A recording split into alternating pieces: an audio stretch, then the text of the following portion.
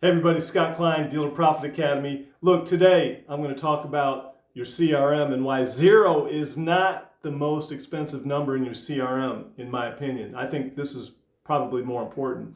You see, most dealerships think that the worst lead in their CRM is the fake phone number, right? Or maybe the one that's got a fake phone number and a bogus email address. I mean, look at it. You know, if someone sends in a lead with no phone number, no email address, that's a bad lead. I get it, right? But I'm going to tell you right now, I think that there's something in your CRM that is more important to look at.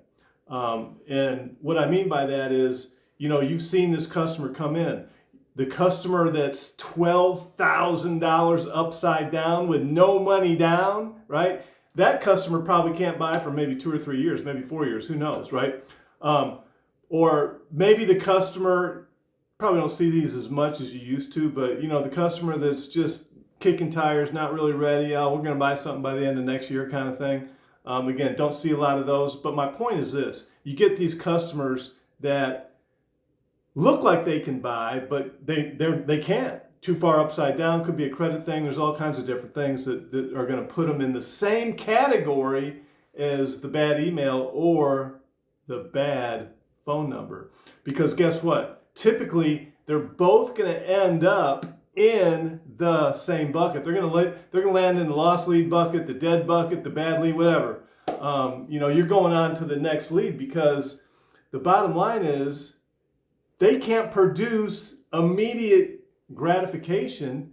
Most dealerships, again, they're going to treat them exactly the same. So the customer who's $12,000 upside down and probably isn't going to buy right now, they can't, right? They might not buy this year. More than likely they won't. Just depends on what time of the year it is. But it might take 2 or 3 years before this customer can even get to the point where a deal makes sense for them because of their negative equity. But the bottom line is, guess what? Nobody wants to touch that lead. And I always ask myself, why not?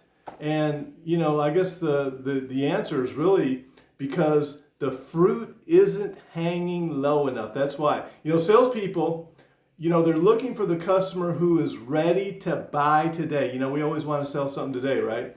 You know, you want good credit, you want money down, you want someone that's not buried in their trade. Hey, I get all that, man. You know, dealerships need to sell cars today. It's a today thing, but not everybody can buy a car today, right?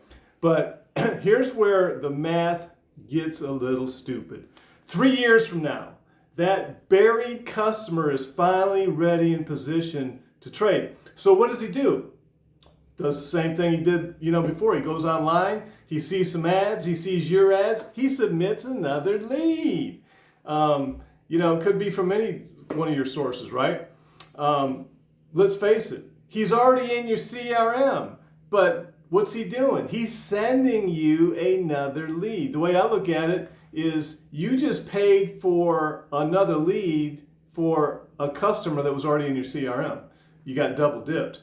So let me just say this. Your dealership already paid to acquire this guy once, but because he was marked as lost or dead or in that file no one's talking to, guess what?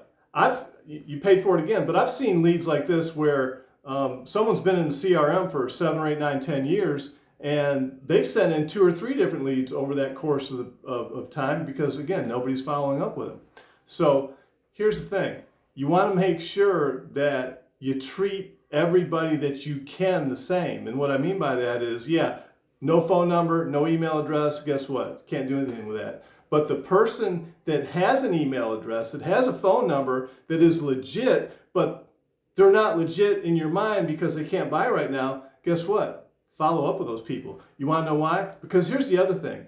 And you might not sell all these people like this, but you're going to have a shot at them. You're going to have a shot, and you're going to have a pretty good shot. And guess what? Your closing ratio is going to probably double, or even in some cases, your closing ratio is going to triple just by staying in contact with this person. And I don't mean like call them every Tuesday or Wednesday or whatever and being a pest. I mean staying in contact with them. Follow up with them every, 35, 45 days, that kind of thing. And, the follow-up doesn't even have to be about the car or the car business for that matter. You know, maybe you found out that this customer likes Italian food and they like to cook at home, that kind of thing. Well, guess what? You could send them a recipe. You could send them one of your favorite recipes, or maybe something you found online.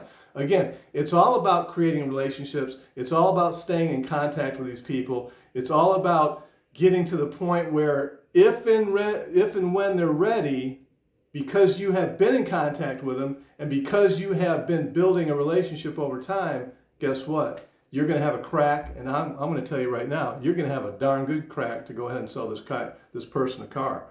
Hey, I'm Scott Klein, Dealer Profit Academy. I hope you liked today's little rant. I'm looking forward to see you on the next video. Have a great day.